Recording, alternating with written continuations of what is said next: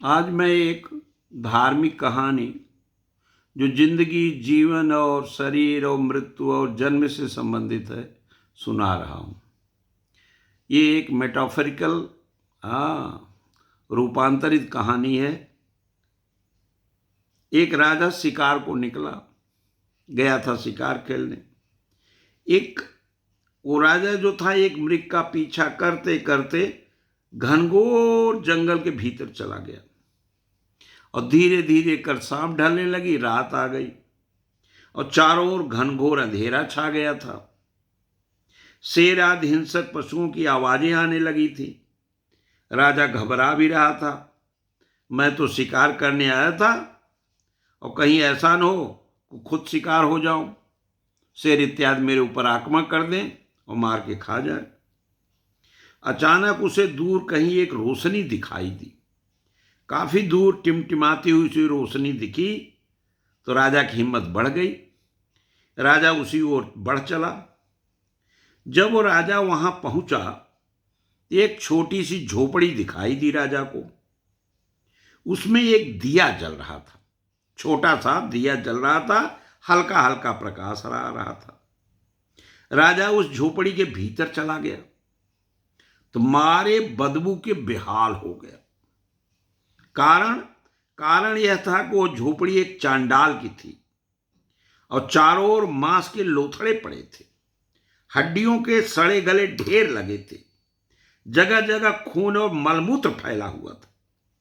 उस चांडाल ने राजा को देखा तो कहा, महाराज, ये जगह आपके रहने लायक नहीं है। पर राजा के पास वो कोई चारा नहीं था।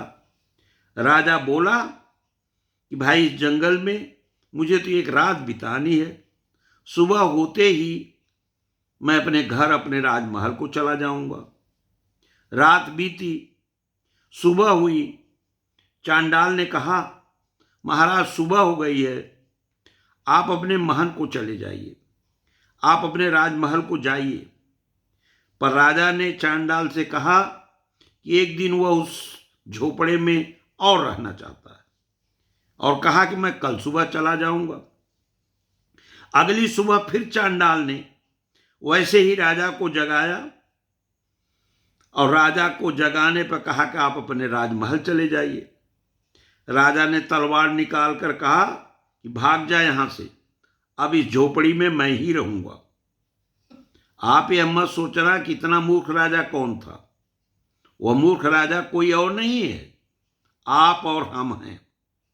ये जो संसार है ना, संसार का जंजाल ही वो घनघोर जंगल है जिसमें राजा फंसा था। और मृग कोई नहीं है। यही रुपया, पैसा, नौकरी, चाकरी, शादी, ब्याह, मोह माया, यही मृग है। जो न कभी किसी को मिला है और न कभी मिलेगा। और वो चांडाल और को भी नहीं है।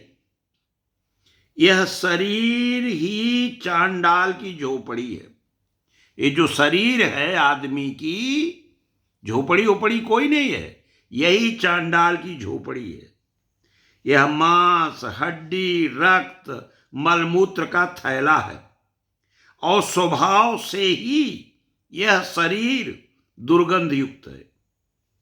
आप जानते ना हो तो 2 दिन मंजन मत करो, 2 दिन नहाओ नहीं तो सामने वाला आपको अपने आप बता देगा कि आपके पास से दुर्गंध आ रही है, आपका मुंह बदबू कर रहा है। यदि से साबुन तेल इत्र लगाना बंद कर दो तो इसका असली स्वरूप 2-4 दिन में प्रकट होने लगेगा। वह महामूर्ख ही है जो इस शरीर में रमण करता है और इसी की पूजा करता है, इसी पर घमंड करता है और इसी शरीर को सुख मानता है, इसे छोड़ना ही नहीं चाहता। जब तक आप इस स्वरूप देह में आसक्त रहोगे, तब तक आप देह के लिए ही पचते रहोगे, खपते रहोगे, मरते रहोगे। जब तक आप अपने आप को देह मानते रहोगे, तब तक आप दुख के सागर में डूबे रहोगे। जिसने अपने आप को इस देह से भिन्न जान लिया, वह दुख से सदा सदा के लिए छुटकारा पा गया और अपना भूला हुआ राज्य पा गया। शरीर क्या है? शरीर तो एक इंस्ट्रूमेंट है। इसको जितना चलाओ, दौड़ाओ, कष्ट दो आत्मा को, ये शरीर उतना ही सुख देती है।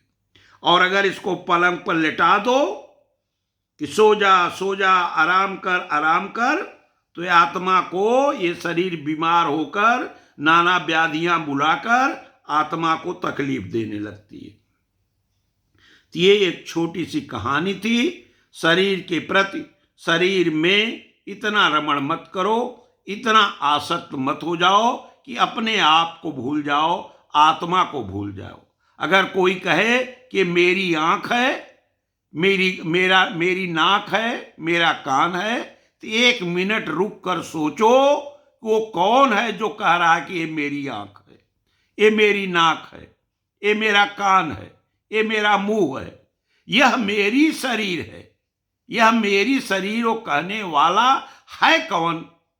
इस पर कभी कभी थोड़ा चिंतन करके अपने आप आपको रास्ता मिल जाएगा, निसंदेह रास्ता मिल जाएगा, और आपका स्तर, सोच का थोड़ा दायरा ऊपर उठेगा, बड़ा हो जाएगा। धन्यवाद। आज की संक्षिप्त कहानी यहीं समाप्त होती है।